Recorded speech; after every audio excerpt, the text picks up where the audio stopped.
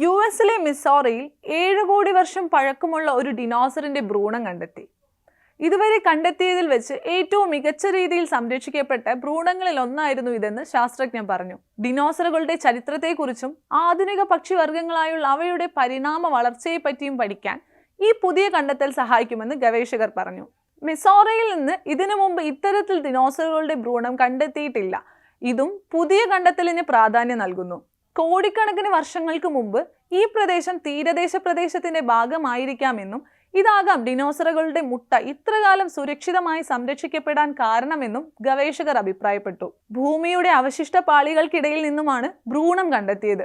ഇവ കേടുകൂടാതിരിക്കാൻ സാധ്യതയുണ്ടെന്നും ഇവയുടെ ഘടനയെപ്പറ്റിയും മുട്ട വിരിയുന്നതിനുള്ള സാധ്യതകളെക്കുറിച്ചും പഠിക്കാൻ പാലിയന്റോളജിസ്റ്റുകൾക്ക് കൂടുതൽ അവസരം ലഭിക്കുമെന്നും റിപ്പോർട്ടുകൾ സൂചിപ്പിക്കുന്നു. മുട്ടയ്ക്കുള്ളിലെ ഭ്രൂണം ചുരുണ്ടുകൂടിയിരിക്കുന്ന അവസ്ഥയിലാണ്. ആധുനിക പക്ഷികളുടെ ഭ്രൂണം വിരിയുന്നതിന് മുമ്പ് മുട്ടകളിൽ കാണപ്പെടുന്ന ടക്കിംഗ് എന്ന അവസ്ഥയ്ക്ക് സമാനമാണിത്. ഇത് ഡിനോസറുകൾക്കും പക്ഷികൾക്കും തമ്മിലുള്ള പരിണാമ ബന്ധത്തെ അടയാളപ്പെടുത്തുന്നു. എന്നാൽ ഇത്രയും കാലമായിട്ടും മുട്ട എന്തുകൊണ്ട് വിരിഞ്ഞില്ലെന്നതിന്റെ കാരണം തേടുകയാണ് ഗവേഷകർ ഇപ്പോൾ.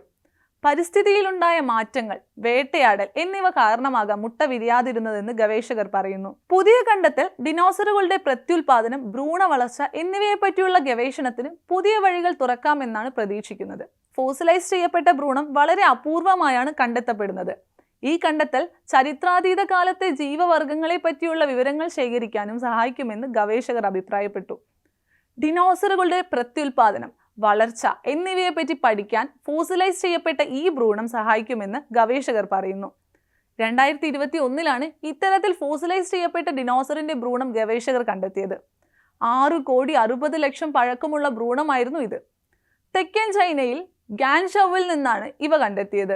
യിങ്ലിയാങ് ബിബെ എന്നാണ് ഈ ഭ്രൂണത്തിന് ഗവേഷകർ നൽകിയ പേര്. 27 സെന്റിമീറ്റർ നീളമുള്ള ഭ്രൂണം 17 സെന്റിമീറ്റർ നീളമുള്ള മുട്ടയ്ക്കുള്ളിൽ ചുരുണ്ടു കിടക്കുന്ന അവസ്ഥയിലായിരുന്നു. ആധുനിക പക്ഷികളുമായി അടുത്ത സാമ്യമുള്ള ഒരുതരം തൂവലുകളുള്ള ടെറോപോഡ് ആണ് യിങ്ലിയാങ് എന്ന ഗവേഷകർ കണ്ടെത്തി. മുട്ടയ്ക്കുള്ളിലെ ഭ്രൂണത്തിന്റെ കിടപ്പാണ് ഗവേഷകരെ ഏറ്റവും ആകർഷിച്ചത്. ആധുനിക പക്ഷികളുടെ ഭ്രൂണങ്ങളുമായി ഇവയ്ക്ക് സാമ്യമുണ്ടെന്ന് ഗവേഷകർ കണ്ടെത്തുകയായിരുന്നു.